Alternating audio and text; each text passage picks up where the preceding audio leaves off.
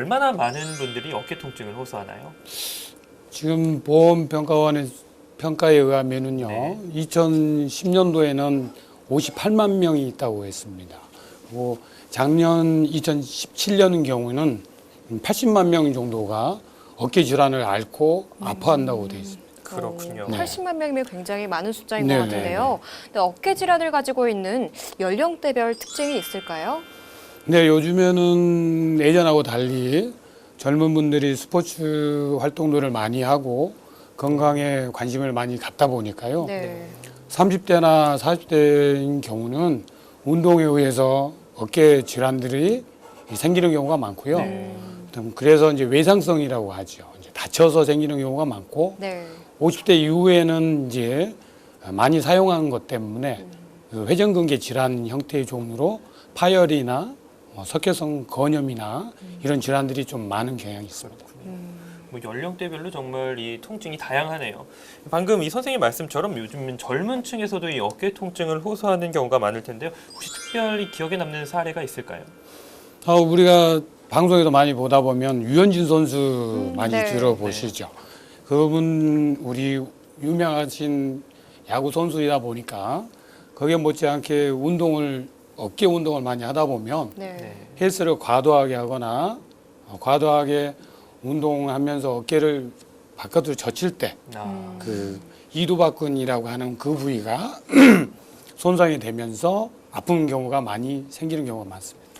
그렇구나. 네. 근데 제 주변에 또 운동을 심하게 하는 친구들을 보면요. 네. 소염진 통제를 달고 사는 친구들이 꽤 많더라고요. 그렇죠. 근데 소염진 통제를 사용하면 신장에 안 좋다는 얘기가 있던데 사실인가요? 네, 회전근개 질환이나 어깨 질환이 있을 때 보통은 원인이 잘 모를 때는 통증을 완화시키는 작용으로 약을 2, 3개월 정도 먹는 경향이 있습니다. 네. 근데 2, 3개월 넘게 더 드시거나 그러면 약을 분해하는 부위가 콩팥이나 간이기 때문에 네. 너무 많이 드시는 거는 별로 좋지 않습니다. 그렇겠네요. 아무래도 이 신장 쪽에 무리가 있을 수밖에 없겠네요. 이 사실 이 어깨 통증에도 단순하게 그냥 근육이 뭉치는 경우가 있을 거고 또 이렇게 심각한 질환이 있을 텐데요. 이 어깨 통증의 종류는 어떤 종류가 있을까요? 근데 우리가 보통 표현하고 있는 오십견이라고 표현을 하는데 네. 그 오십견이라고 하는 것은 예전에는 50살 먹었는데 어깨가 아프다. 네. 그거를 특별하게 표현하는 과학적 지식이 없었어요. 그러다 보니까 50살 먹으면 어깨가 아프다 해서 한자로 만들어진 게 50견 이렇게 표현을 했습니다. 그렇군요. 근데 지금은 이제 많이 발전하다 보니까 네. 그 50견의 원인이 뭔가 하고 많은 부분들을 검사를 해보니까는 네. 네. 젊은 사람들은 외상성으로 유현진 선수처럼 근육 이두박근이 붙은 부위가 분리되는 네. 그런 질환이 있을 수가 있고요. 네. 나이 드신 분들은 회전근개 부분이 손상이 돼서 오는 경우가 있습니다. 네. 그 회전근개 질환 중에는 여러 가지가 있는데 네. 충돌하면서 어깨가 아픈 충돌 증후군도 있고요. 네. 그게 오래돼 가지고 또 석회 물질이 나와서 있는 석회성 건염이라고 하는 게 있고요.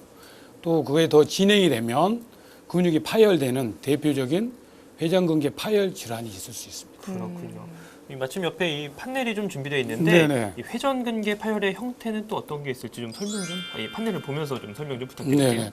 우리가 어깨를 근육은 4개 근육으로 보통 구성이 되어 있는데요. 네. 나이가 드신 분과 젊은 사람들의 특징은 회전근개 파열이 부위가 좀씩 다릅니다. 젊은 사람들은 이 위에 있는 이 뼈 부분과 네. 밑에 있는 극상건이라고 하는 부분이 충돌하면서 찢어지면서 외상속으로 생겨서 윗부분이 이렇게 파열되는 경향이 있고요. 네. 그렇군요. 나이 드신 분들은 급속한 외상이 없이 생기기 때문에 이 근육과 뼈가 계속적인 충돌에 의해서 안쪽에서부터 찢어지는 아, 퇴행성 형태로 좀 네. 나타나는 경향이 많이 있습니다. 그렇군요. 보통은 이게 견봉의 형태라고 합니다. 네. 보통 태어나면서부터 사람마다 이 얼굴이 다르듯이 네. 어깨에 있는 이 견봉의 모양이 또 다 다릅니다. 그렇군요. 대부분 시간이 지나면서 태어날 때는 이렇게 평평한 사람, 꺾어진 사람, 더 휘어져 있는 사람 이렇게 태어나는데 네. 50살 정도 나이가 먹게 되면 이 부분들이 석회 그 조직들이 증식하게 돼서 네. 이끼가 끼듯이 증식하게 돼서 이 공간들이 좁아지게 됩니다. 아, 네. 그럼 상대적으로 평평한 것보다는 꺾이고 휘어져 있는 이런 분들이 밑에 있는 근육들이 충돌을 더 많이 하게 돼서 네. 통증을 느끼게 되는 겁니다. 음. 그래서 보통의 충돌 증후이라고 하는 분들은 이런 견봉에 변형을 동반하고 있는 경우가 대부분 많이 있습니다. 그렇군요. 다음 사진 보겠습니다. 네. 또 대표적인 질환 중에서 석회성 건염이라고 하는 게 아, 네.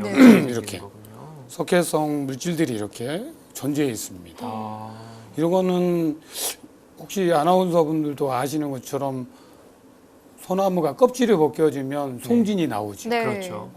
사람들도 마찬가지입니다. 어, 아까 거기 견봉이 이렇게 튀어나온 부위가 회전근개 근육을 이렇게 손상을 주게 되면 이 부위에서 결국은 이렇게 송진이 나오듯이 석회 물질이 생겨서 통증을 유발하게 됩니다. 네.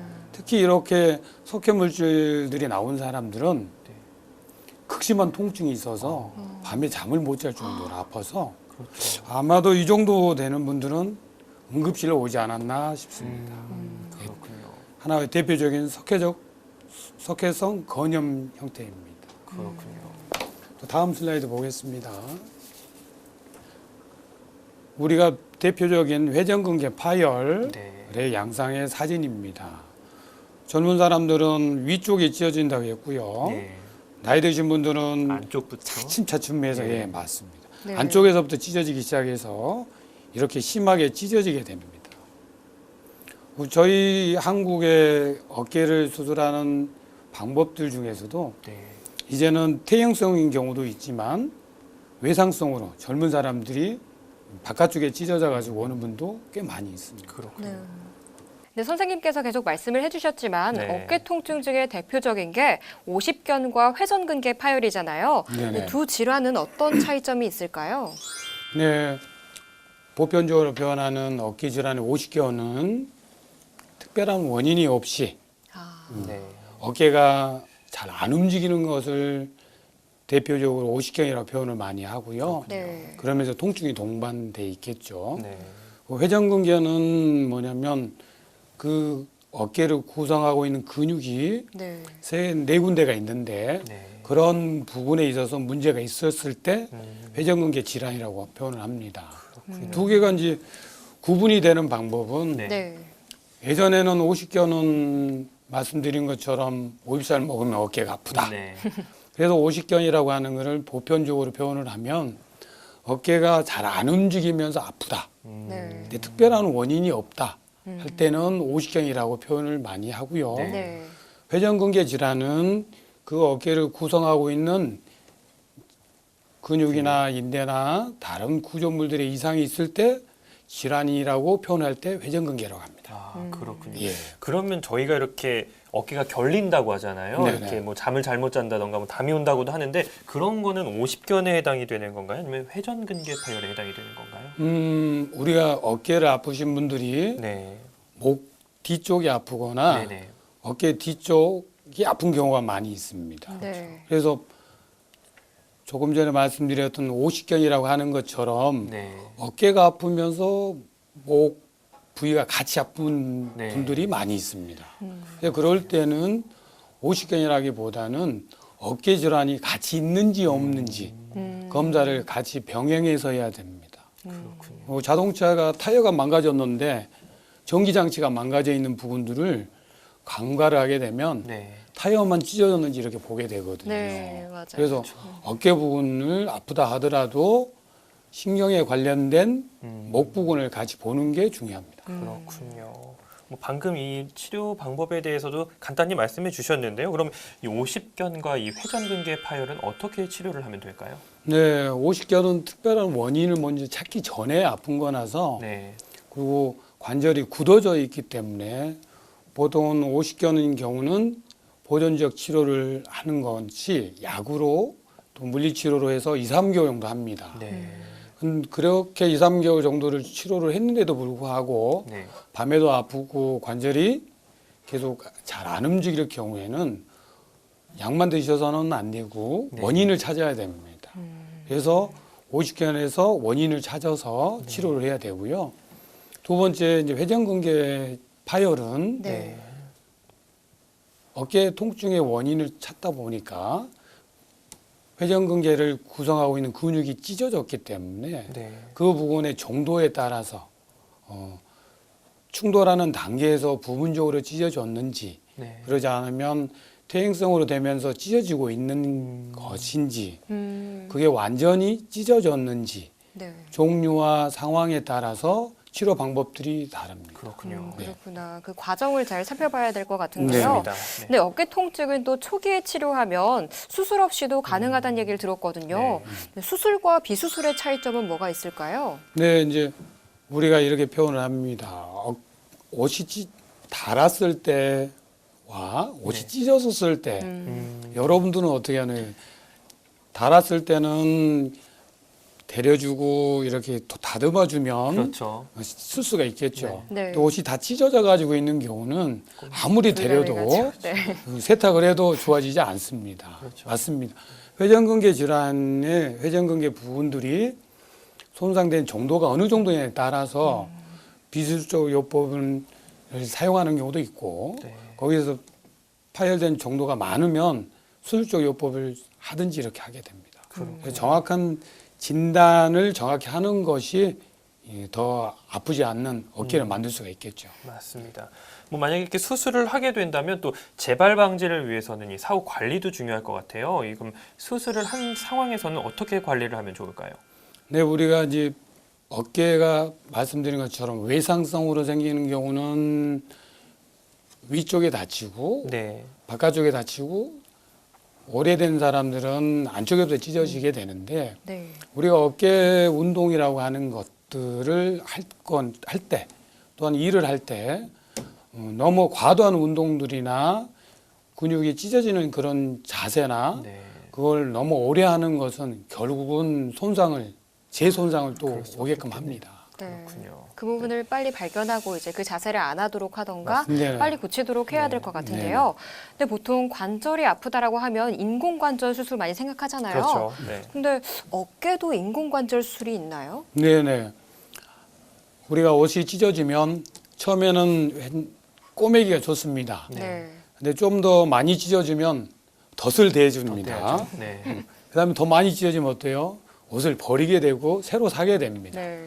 어깨도 질환이 마찬가지입니다. 회전근개 질환이나 관절염이 있어가지고 그거를 꼬맬 수 없는 상황들이 되는 경우 네. 그런 경우는 옷을 바꾸듯이 어깨 관절을 바꿔주는 인공관절이 있습니다. 그렇군요. 네. 그럼 인공관절 수술을 한다고 하면 보통 이렇게 합병증 우려를 많이 하시잖아요. 그럼 네네. 마찬가지로 합병증 우려는 없나요? 제가 프랑스에서 유학 갔을 때도 보면 네. 수술을 두세 번 하는 재차 수술하는 경우도 많이 있습니다. 네. 그렇군요. 하지만 인공관절 수술은 요즘에는 프랑스뿐만 아니라 전 세계적으로 보편화 많이 돼서요. 네. 네. 그렇게 합병증이 그렇게 많지는 않습니다. 다른 관절의 인공관절 수술을 했을 때 발생하는 그런 정도. 아, 생각보다는 어깨 인공관절 수술은 결과가 많이 좋습니다. 그렇군요. 네. 한 번에 해결된다고 봐도 될 가능성이 네, 높은 네, 거겠죠. 네. 네. 근데 어깨 통증만큼이나 또 팔꿈치 통증을 호소하는 분들도 많이 있다고 들었는데요. 팔꿈치 통증이 나타나는 거는 어떤 증상이며 원인은 뭘까요? 네, 지금 이게 겨울이라고 아까 이 겨울에 김장하시거나 일하신 분들이 팔을 과도하게 쓰는 경우가 생깁니다. 우리가 고무줄이 늘어나는 정도가 한계가 있는데 네. 갑작스럽게 쓰거나 과도하게 쓰는 경우에 있어서는 팔꿈치에 있는 근육이 달라붙은 자리가 떨어지면서 아, 어깨가 많이 아픈 경우가 많이 생깁니다. 그렇군요.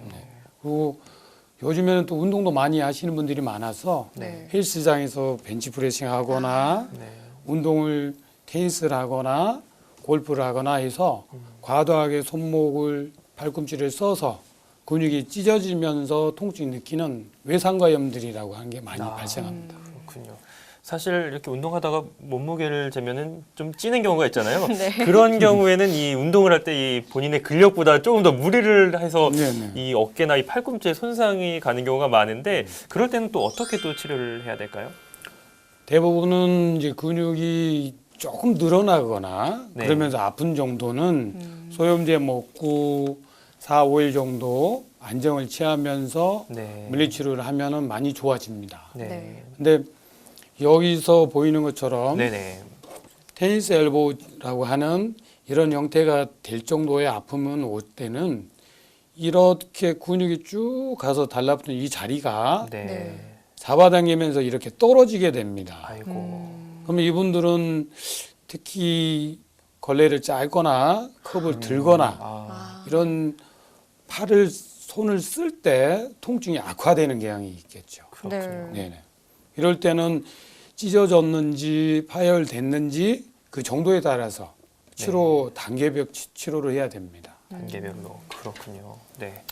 근데 또 어깨와 팔꿈치, 즉 상지 질환의 예방을 위한 방법은 또 어떻게 있는지 설명 좀 부탁드릴게요. 네. 네.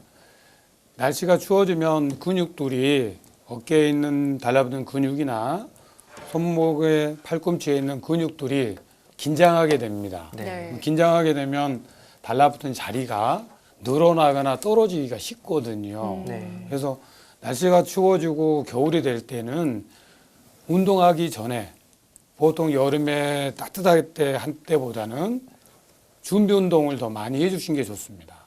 그래서 근육을 충분히 풀어주고 보통은 여름에 비해서 한 2배 정도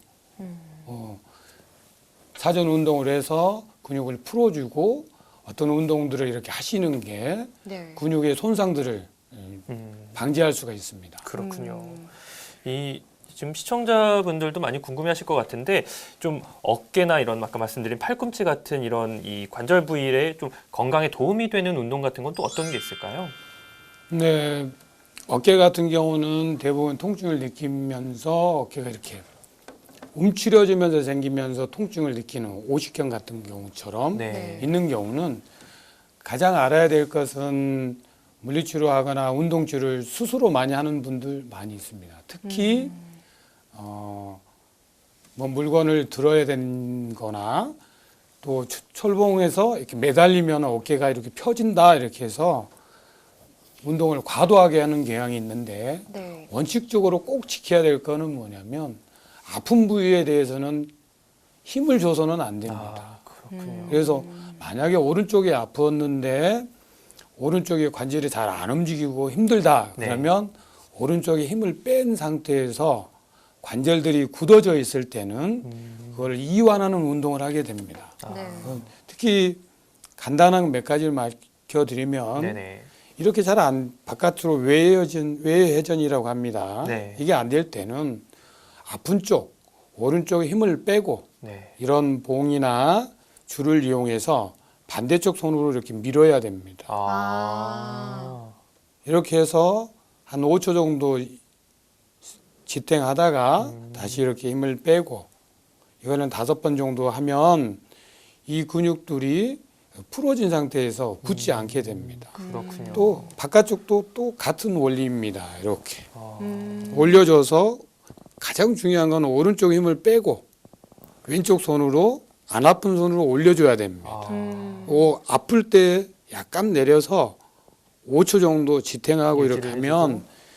그 굳어져 있는 관절들이 조금씩 또 관절 라인이 늘어나면서 움직이는 각도나 범위가 이렇게 늘어나게 됩니다. 그렇군요. 예. 네, 오늘 뭐 선생님 말씀처럼 이렇게 치료법이라던가 집에서 간단하게 할 수 있는 운동법, 예방법에 대해서도 많이 알아봤는데요. 오늘 정말 도움 말씀 주신 정형외과 전문의 김기봉 선생님 다시 한번 감사드립니다. 네, 감사합니다.